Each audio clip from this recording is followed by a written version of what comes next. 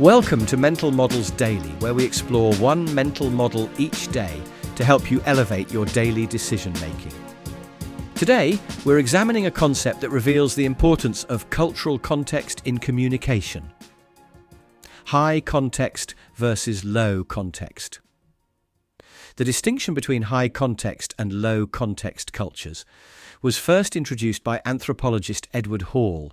It refers to the way people in different cultures communicate and interact with each other. In high-context cultures, communication is often implicit, relying on shared knowledge, relationships, and context to convey meaning. In contrast, low-context cultures tend to be more explicit, relying on clear and direct language to convey meaning. Imagine attending a business meeting in Japan, a high-context culture. The conversation might be polite and courteous, but the actual decision-making process might be implicit, relying on subtle cues and relationships.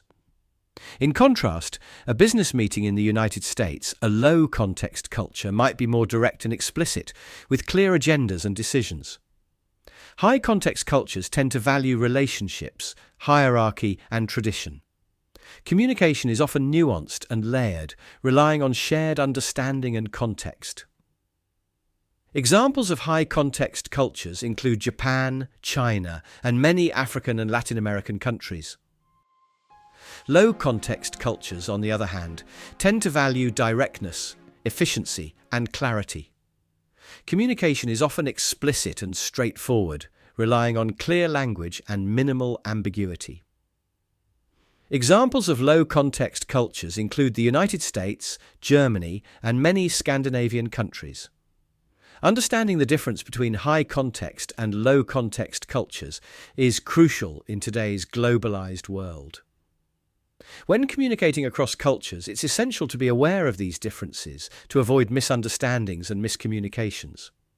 For instance, in a high-context culture, it's often considered impolite to say no directly. Instead, people might use indirect language or avoid answering the question altogether. In a low-context culture, this might be seen as evasive or unclear.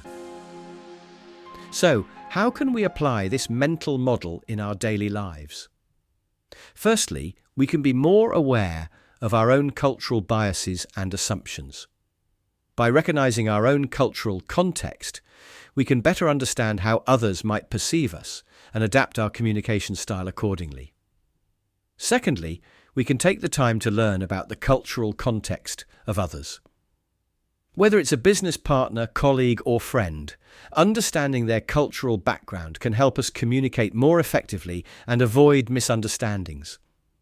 Lastly, we can develop a more nuanced understanding of communication itself.